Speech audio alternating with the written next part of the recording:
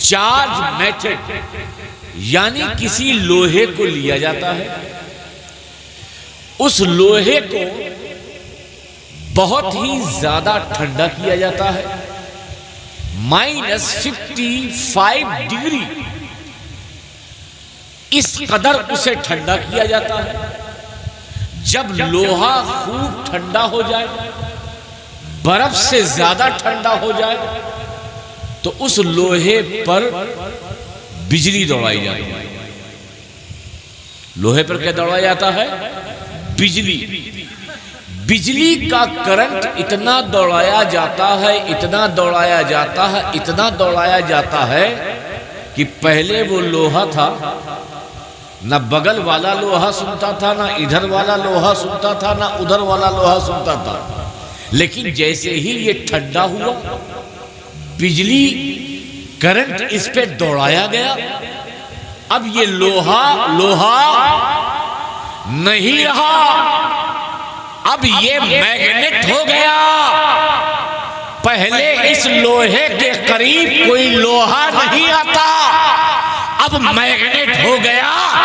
आसपास के जितने भी लोहे सब इससे चिपक रहे हैं, सब इससे मिल रहे हैं। जो दूर थे करीब आ रहे हैं। बिला तमसील और तशबीह इंसान अहले ईमान सब एक है।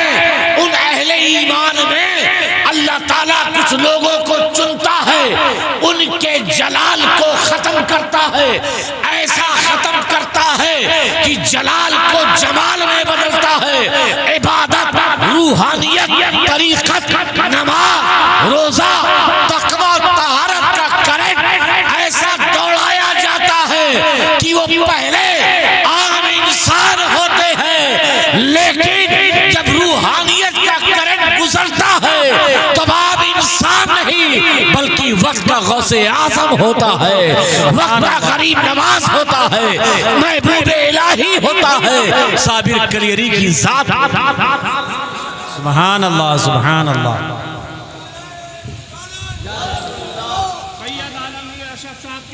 देखिए, समझने की कोशिश कीजिए, लोहा लोहा है।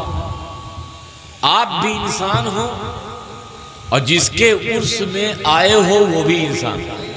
ए भाई, इसका इको कम कर दो, जो आवाज आती है उसको कम कर दो। आप भी इंसान हो कि नहीं? बोलो। जो लेटे हुए हैं वो भी इंसान है कि नहीं? आप भी मुसलमान हो, जो लेटे हुए हैं वो भी मुसलमान हैं।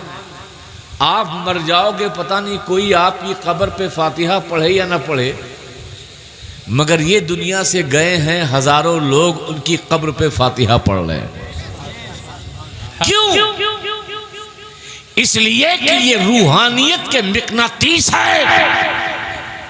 जिस तरह चुंबक का काम ये है कि हर लोहे को जो आसपास की चीज होती है अपने करीब करता है, ऐसे ही रूहानी वलियों का काम ये है कि जो भी आसपास गुजरता है तो उसे दूर नहीं जाने देता, बल्कि अपनी रहमत के करीब करता है, रूहानियत के करीब करता है, करम के करीब करता है, फैजान के करीब करता है, ताकि वो उसके जरिए फैज हासिल करे। सुभान अल्लाह, सुभान अल्लाह।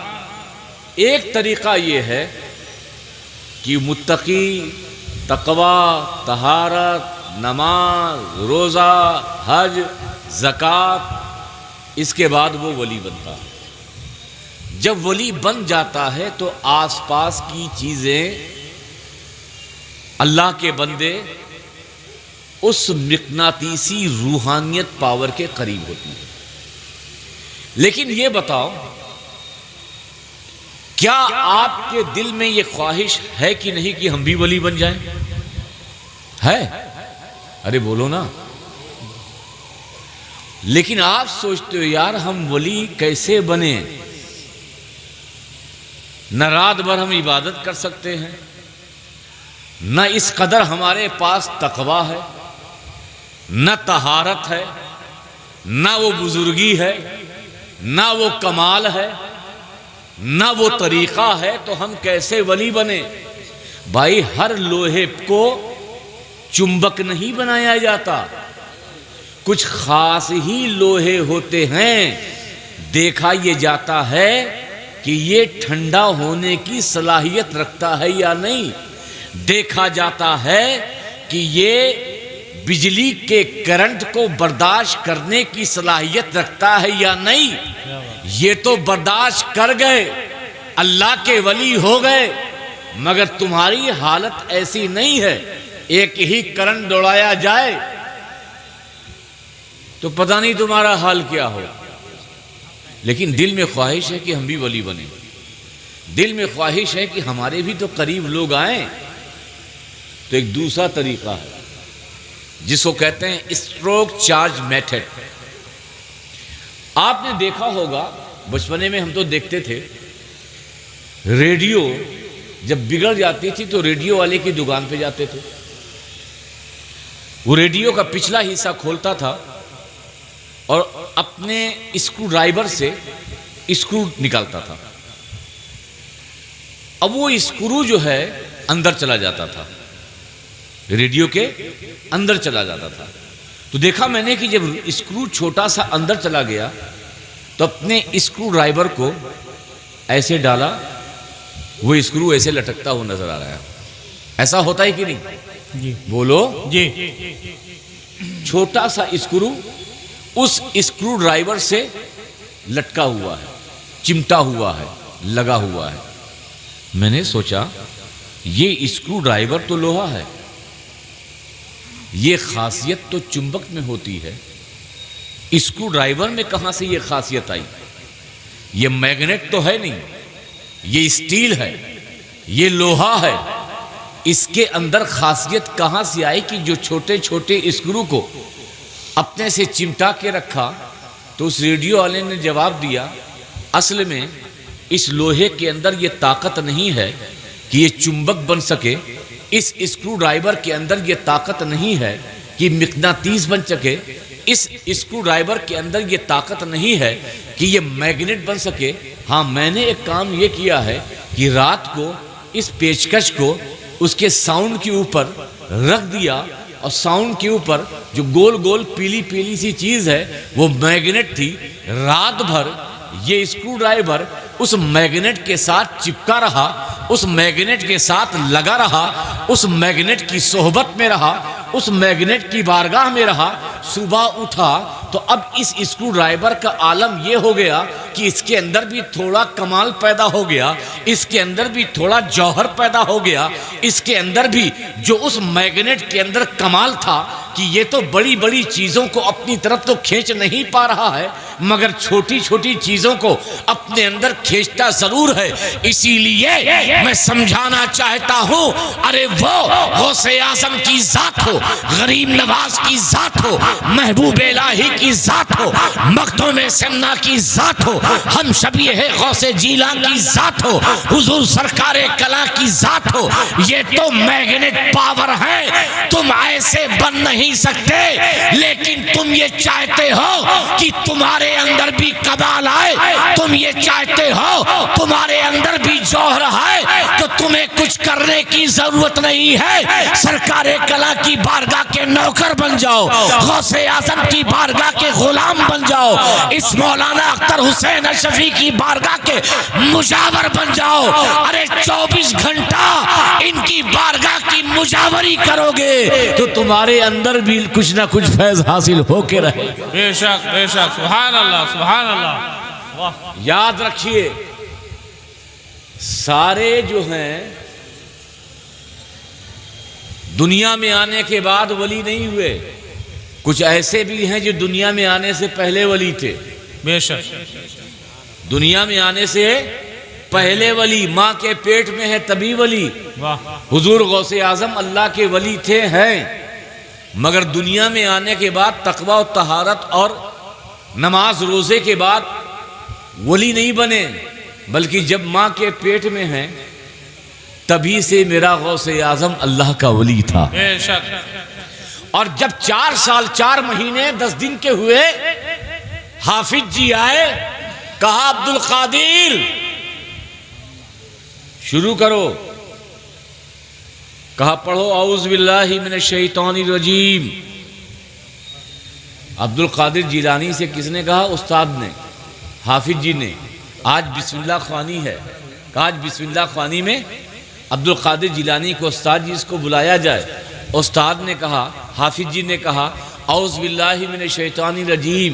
तो जानते हो 4 साल के अब्दुल कादिर जिलानी ने क्या कहा? औज़ बिल्लाहि मिनश शैतानिर रजीम बिस्मिल्लाहिर रहमानिर रहीम अल्हम्दुलिल्लाहि रब्बिल आलमीन अर्रहमानिर रहीम मालिकी यौमिद्दीन इय्याका नअबुदु व इय्याका नस्तईन इहदिनस सिरातल मुस्तकीम सिरातल लज़ीना अनअमता अलैहिम गैरिल मग़दूबि अलैहिम वलद्दाल्लीन। पहला पारा, दूसरा पारा, तीसरा पारा, चौथा पारा, पांचवां पारा, छठा पारा, सातवां पारा, 8वां, 9वां, 10वां, 11वां, 12वां, 13वां, 14 पारा, 15 पारा, 16, 17 पारा जब पढ़ा तो मौलवी साहब बेहोश। वाह वाह, ऐसा शागिर्द मेरी आंखों ने देखा नहीं। जिसको बिस्मिल्लाह पढ़ाने के लिए आया हूं, जिसको बे समझाने आया हूं, जिसको सीन समझाने आया हूं, वो तो बिस्मिल्लाह क्या पहले से लेके 17 पारा पढ़ रहा है। कहा शहजादे अब्दुल कादिर जिलानी, ये माजरा क्या है, ये सबब क्या है? इस आंख ने पहले बेटे को देखा है, पहली शख्सियत को देखा है, पहले लड़के को देखा है जो शुरू में ही 17 पारा सुना दे। तो अब्दुल कादिर जिलानी ने कहा हाफिज जी बात यह है, जब अपने माँ के पेट में था मेरी माँ ये पारों की तिलावत करती थी, तभी अब्दुल कादिर जिलानी ने उन 17 पारों को याद कर लिया था। नारे तकबीर, नारे रिसालत, फैज़ान मौलाना अख्तर हुसैन साहब क़िबला, अल्लामा आलमगीर अशरफ साहब क़िबला। तो वली एक मादरजाद होता है, यानी मां के पेट में ही वो वली होता है, और एक वो है जो दुनिया में आने के बाद कुछ ऐसे हालात बने तो वली होता है।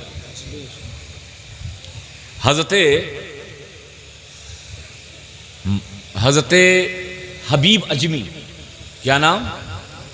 सभी बोलो, हजरते हबीब अजमी बहुत बड़े सूदखोर थे, बहुत बड़े सूदखोर थे। इतने बड़े सूदखोर थे कि जहां सूद की रकम लेने जाते थे, अगर रकम नहीं मिलती तो जो गए हैं उसका भी एक्स्ट्रा सूद लेते थे। हबीब अजमी जब अपने घर से, मोहल्ले से, मैदान से गुजरते थे तो मोहल्ले के बच्चे जानते हो क्या कहते थे? ऐ बच्चों, हबीब से दूर भागो, अगर कहीं इसके दामन की हवा भी लग गई तो हम सब भी गुनहगार हो जाएंगे। इस कदर हबीब अजमी का जुर्म और गुनाह और आपका सूदखोरी का ये अमल आम था। इसी बड़ों की जबान पे नहीं बल्कि बच्चे भी ये जानते थे कि बहुत बड़ा गुनहगार है, बहुत बड़ा पापी है, बहुत बड़ा गुनहगार है, सूदखोर है, उनसे आप भागते थे। तो एक दिन हबीब अजमी एक शख्स के वहां गए और कहा कि मुझे सूद की रकम दो। उसका शौहर नहीं था। औरत ने कहा मेरा खाविन, मेरा पति नहीं है। कहा नहीं है तो क्या हुआ, हबीब तुम्हारे दरवाजे पे आया है, जो कुछ भी हो उसका सूद तुम मुझे दो। कहा मेरे पास कुछ नहीं है, मैं हांडी में खाना बना रही हूं, सालन बना रही हूं, बच्चे भूखे हैं। कहा अच्छा सालन बना रही हो, वो हांडी मुझे दे दो, तेरे बच्चे भूखे रहें या ना रहें मुझे उससे कोई मतलब नहीं, हबीब आया है तो कुछ ना कुछ लेके जाएगा। हबीब अजमी ने वो सालन लिया, पतीली ली, अपने घर आए। घर आने के बाद जब दस्तरखान लगाया, खाना खाने के लिए बैठे तो जैसे ही पतीली से ढक्कन हटाया तो देखा कि वो सारा सालन खून बन गया है। क्या बन गया है? खून। हमारे सामने तो हज़ारों नसीहतें होती हैं, मगर फिर भी हमारे दिल नहीं बदलते। मगर पहले के लोग वो थे कि अगर एक भी वाक़या उनके सामने ऐसा हो जाता था तो दिल की दुनिया ऐसे बदल देते थे कि आज भी लोग उनके बदलने की वजह से उन्हें याद करते हैं। हबीब अजमी ने तौबा की और कहा, अल्लाह तू गवाह रहे, जिस को मैंने कर्जा दिया है सारे लोगों के कर्जे को मैंने माफ किया। सभी बोल दो। पूरी जवानी गुनाहों में गुजरी, सूदखोरी में गुजरी, मगर एक वक्त आया खुदा की बारगाह में तौबा की। अब वही हबीब अजमी सुबह उठते हैं तो अपनी गलियों से गुजरकर मैदान से जाते हैं तो मोहल्ले के बच्चे कहते हैं, ऐ बच्चों आओ जरा हबीब अजमी के करीब आओ, अगर आज उसके दामन की हवा लग जाएगी तो अल्लाह हमें भी वलियों में शामिल फरमा लेगा। सुभान अल्लाह, सुभान अल्लाह, वाह वाह वाह। कल तक वो गुनहगार, कल तक वो पापी थे, मगर सच्ची तौबा की, ऐसी सच्ची तौबा कि अल्लाह ने सिर्फ उन्हें उन गुनाहों को माफ ना फरमाया बल्कि अल्लाह ने वलियों का सरदार बना दिया, वलियों की जमात का अमीर बना दिया। और ऐसा अमीर बनाया, ऐसा अमीर बनाया कि पूरी दुनिया को खबर कर दी कि अब हबीब जो गुनहगार था हमने उसके गुनाहों को माफ कर दिया और अपना उसे प्यारा बंदा बना लिया। सुभान अल्लाह, सुभान अल्लाह। आप देखिए कुछ बंदे हैं जो गुनहगार होते हैं, या तो अमल के जरिए या तो तकवा के जरिए, ये खुदा का खास फजल होता है, तब जा कर के वो वली बनते हैं। मगर कुछ जात ऐसी है, चाहे गौसे आजम हो, चाहे गरीब नवाज हो, चाहे मखदूम सन्ना की जात हो। मखदूम सन्ना अभी दुनिया में आए नहीं है, मखदूम सन्ना अभी माँ की पेट में है, मगर हजरत इब्राहिम के ख्वाब में आकाए करीम तशरीफ लाते हैं और ये मुज्दा, ये खुशखबरी सुनाते हैं कि इब्राहिम तुम्हारे घर में एक फर्जंद आने वाला है जिसका नाम अशरफ होगा और वो रूहानी सल्तनत का बादशाह होगा। सुभान अल्लाह, नारे तकबीर, नारे रिसालत, फैजान मखदूम अशरफ, मसलके आला हजरत अल्लामा आलमगीर अशरफ साहब किबला। तो वली दो तरीके के होते हैं, एक तो वो हैं जो तकवा और तहारत के जरिए अपने गुनाहों पे नादिम होकर, शर्मिंदा होकर, अल्लाह की बारगाह में ताइब होकर अल्लाह के वली, मकबूल वली बन जाते हैं। और एक जो पहले ही से माँ के पेट में ही अल्लाह उन्हें वली बनाकर बेचता है। अच्छा एक मिसाल दो, पहले कभी हो सकता है दिया हूं। दूध जानते हो? दूध बोलो, बहुत लंबी तकरीर नहीं करूंगा। दूध जानते हो? जी। पानी जानते हो? जी। जल्दी से जवाब दो जी। कि दूध की कीमत ज्यादा है या पानी की? दूध की। बोलिए, किसकी कीमत ज्यादा है? अरे बोलिए ना। दूध की। दूध की। दूध कितने रुपए लीटर मिलता है असली? नहीं, मतलब ओरिजिनल मिलता है? वही निकालते हैं। अरे जब निकालते हैं तो पहले ही बाल्टी में पानी डाल लेते हैं। मैंने आज तक असली दूध देखा ही नहीं। और दूध वाले जो दूध बेचते हैं वो कभी नहीं कहते कि मैंने दूध में पानी मिलाया, कभी नहीं कहते कि मैंने दूध में पानी मिलाया, क्योंकि वो पानी में दूध मिलाते हैं। ऐसा है कि नहीं? अब पूरी तवज्जो, मैं बहुत लंबी चौड़ी तकरीर करने नहीं आया हूं। अब ये सब देना बंद करो तो मेरी खुद तवज्जो इससे हट जाती है। दूध कीमती या पानी? बोलते रहिए जल्दी से। देखिए आप ही के जहन के हिसाब से मिसाल दे रहा हूं। कीमती क्या है? दूध। दूध कीमती क्या है? दूध। पानी की कीमत एक एतबार से नहीं है और दूसरे एतबार से पानी कीमती है, दूध नहीं। अगर ये पानी ना हो तो हमारी जिंदगी ही नहीं। हमारी जिंदगी की बका का सबब पानी है जी। लेकिन बाजार में बिकने के एतबार से दूध की कीमत है मगर पानी की